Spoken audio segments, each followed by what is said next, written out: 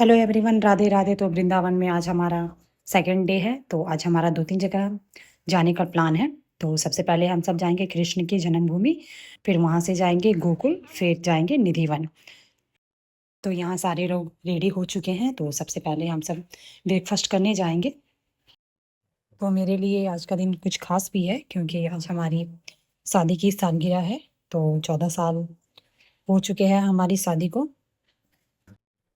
तो अभी चलते हैं, ब्रेकफास्ट करते हैं, उसके बाद फिर जाएंगे कृष्ण जी राधा जी का आशीर्वाद लेने। और ब्रेकफास्ट करने के लिए हमें कहीं बाहर जाने की ज़रूरत नहीं थी क्योंकि हमने जहाँ होटल लिया था उसी में हमारा ब्रेकफास्ट भी इंक्लूड था, तो पास ही में था। और यहाँ खाने की आइटम जितनी भी थी सब काफ़ी स्वादिष्ट थी। स्पेशली मथुरा वृंदावन की कचौड़ी है, काफ़ी फेमस होती है, तो उसको भी हमने ट्राई किया, काफ़ी स्वादिष्ट बनी थी। और साथ ही रहा ये हमारा एनिवर्सरी का केक, तो केक भी हमें मिल गया था। और यहाँ मेरे हस्बैंड आलू पराठा के साथ साथ चाय एंजॉय कर रहे हैं, काफ़ी टेस्टी बनी थी वो भी। तो नाश्ता पानी हमारा हो चुका है, अब निकलते हैं धाम पर। राधे राधे। तो यहाँ हम सब कृष्ण की जन्मभूमि देखकर लौट रहे थे, बट उधर फ़ोन वगैरह ले जाना अलाउ नहीं था, जिसके कारण आपके साथ हमने शेयर नहीं किया है। नेक्स्ट अभी हम सब जा रहे थे नंदगांव, जहाँ पर भगवान कृष्ण जी के माता पिता का निवास स्थान माना जाता है। और ये मथुरा से आपको 30 किलोमीटर की दूरी पर पड़ेगा। तो अभी वहाँ चलते हैं और फिर आपके साथ वहाँ की सारी चीज़ें शेयर करते हैं। तो यहाँ पे हम लोगों ने एक गाइड करने के लिए भैया को रख लिया था, जो कि हमारे साथ वो गाड़ी में ही आ गए थे और सारी चीज़ें अच्छे से हमें गाइड कर रहे थे, कैसे जाना है, किधर जाना है। तो उनके अकॉर्डिंग हम सब जा रहे थे। तो 200 रुपये इन्होंने चार्ज किया था, जहाँ पे ये हमें कृष्ण की जन्मभूमि गोकुल नंदगांव वगैरह घुमाए थे और अच्छे से समझाए थे एक एक चीज़ हमें। तो अभी हम सब पहुँच चुके हैं नंदगांव। तो नंदगांव पहुँचते ही सबसे पहले हमें कृष्णा जी के दर्शन हुए, हरे कृष्णा हरे कृष्णा। तो अभी गाड़ी पार्किंग करेंगे और चलते हैं आगे की ओर। तो अभी हम सब जा रहे थे नंदगांव के नंद महल में, जहाँ पर कृष्ण जी के माता पिता का निवास स्थान माना जाता है। तो कुछ इस तरह से आपको नंदगांव की गलियाँ देखने को मिलेगी और काफ़ी भीड़ भी नज़र आ रही है। और ये जो नंदगांव है नंदीश्वर नामक पहाड़ी पर स्थित है। कहा जाता है कि जब कंस के राक्षसों का उपद्रव गोकुल में बढ़ गया था, तो नंद बाबा ने पूरे परिवार के साथ गोकुल छोड़कर नंदगांव आ गए थे कृष्ण भगवान को लेकर, ताकि वो कृष्ण भगवान को यहाँ सुरक्षित रख पाए। और नंदगांव की लठमार होली काफ़ी फेमस है, तो लोग जगह जगह पर होली खेलते हुए नज़र आ रहे थे। और जन्माष्टमी के दिन तो पता ही होगा, काफ़ी भीड़ होती है यहाँ पे, काफ़ी रौनक रहती है नंदगांव में। तो अभी हम सब पहुँच चुके हैं नंद महल में, जहाँ पर आपको नंद बाबा, यशोदा माता, कृष्ण और बलराम की मूर्तियाँ मिलेगी।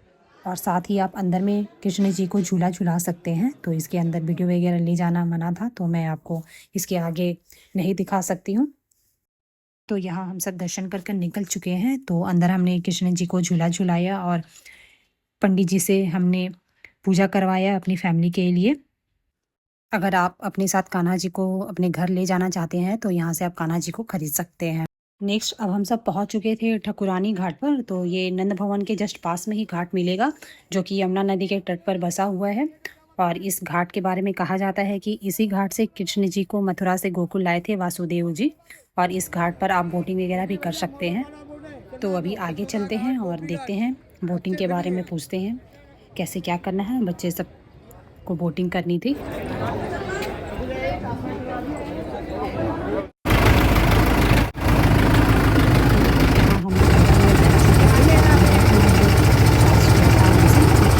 फ्री था। और ये बहुत ही फेमस घाट है गोकुल का।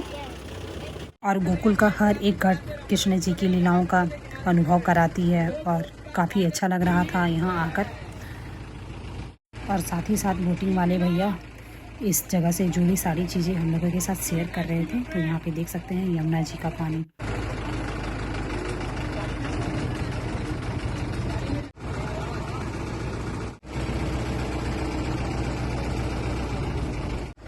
तो इसी के साथ बोटिंग होती है हमारी समाप्त। अब उतरते हैं नीचे और चलते हैं अगले धाम पर।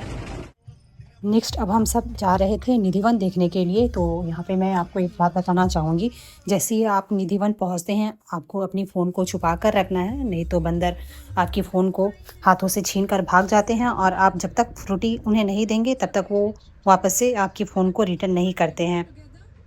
मैंने भी एक हाथों में फ्रूटी रखा था तो वो मुझसे छीन कर भाग जाते हैं, तो बंदरों से थोड़ा सावधान रहें। तो यहाँ हम सब आ चुके हैं जूता चप्पल के काउंटर में। तो निधिवन जाने से पहले आपको यहाँ जूता चप्पल काउंटर में जमा करने होंगे, उसके बाद फिर आप अंदर जा सकते हैं। और निधिवन का जो खुलने का टाइम है सुबह 8:30 से दोपहर के 12 बजे तक, और फिर शाम में 4:30 से 7:30 बजे तक ये खुली रहती है। तो ये है निधिवन का प्रवेश द्वार। तो वृंदावन का बहुत ही रहस्यमयी और पवित्र स्थानों में से एक माना जाता है ये निधिवन। और कहा जाता है कि भगवान कृष्ण जी आज भी हर रात राधा रानी और गोपियों के साथ यहाँ पे रास रचाते हैं। और यहाँ की पेड़ें जो हैं एक दूसरे के साथ लिपटी हुई नज़र आएगी, और नीचे से ये सूखी और ऊपर से आपको ये हरी भरी नज़र आएगी। और इसी निधि वन में स्वामी हरिदास जी साधना किया करते थे, जहाँ उन्हें राधा कृष्ण के दर्शन हुए और उन्होंने यहीं श्री बांके बिहारी जी की मूर्ति प्रकट की, जो कि आज प्रसिद्ध बांके बिहारी मंदिर नाम से प्रसिद्ध है। और यहाँ तुलसी के पेड़ आपको जोड़े में दिखाई देंगे, और कहा जाता है कि रात में ये गोपियाँ बन जाती है। और यहाँ के पेड़ कभी भी सूखते नहीं हैं, हमेशा ये हरी भरी रहती है और ज़मीन की ओर आपको झुकी हुई दिखेगी। और काफ़ी भीड़ थी निधि वन में अभी होली के दौरान, हमें 1 से 1.5 घंटा लग गया था यहाँ। निधि वन शाम में 7 बजे के बाद बंद कर दिए जाते हैं, और कहा जाता है कि किसी ने भी चोरी छुपे देखने की कुछ कोशिश की, या तो वो पागल हो जाते हैं या तो वो अंधे हो जाते हैं। तो किसी को भी यहाँ रुकने नहीं दिया जाता है। और यहाँ काफ़ी सारे बंदर हैं जो कि वो भी 7 बजे के पहले चले जाते हैं। और निधि वन घूमने के बाद हम सब आ जाते हैं पेड़ा दुकान पर। तो आप मथुरा और वृंदावन की धाम पर आए हो और बिना पेड़े लिए आप घर कैसे जा सकते हैं, तो बहुत सारे पेड़े हमने खरीदे, गुड़ वाले, चीनी वाले, सभी तरह के लिए। यहाँ के पेड़े में आपको कुछ अलग ही स्वाद मिलेगा। और अब हम सब आ जाते हैं कुछ खाने पीने के लिए। बच्चे सब काफ़ी थक चुके थे। और आप जब भी मथुरा वृंदावन की टूर पे हो तो यहाँ की फेमस कचौड़ी को खाना ना भूलें, ज़रूर ट्राई करें। तो इसी के साथ इस ब्लॉग को यहीं समाप्त करते हैं। Bye bye, thanks for watching, Radhe Radhe.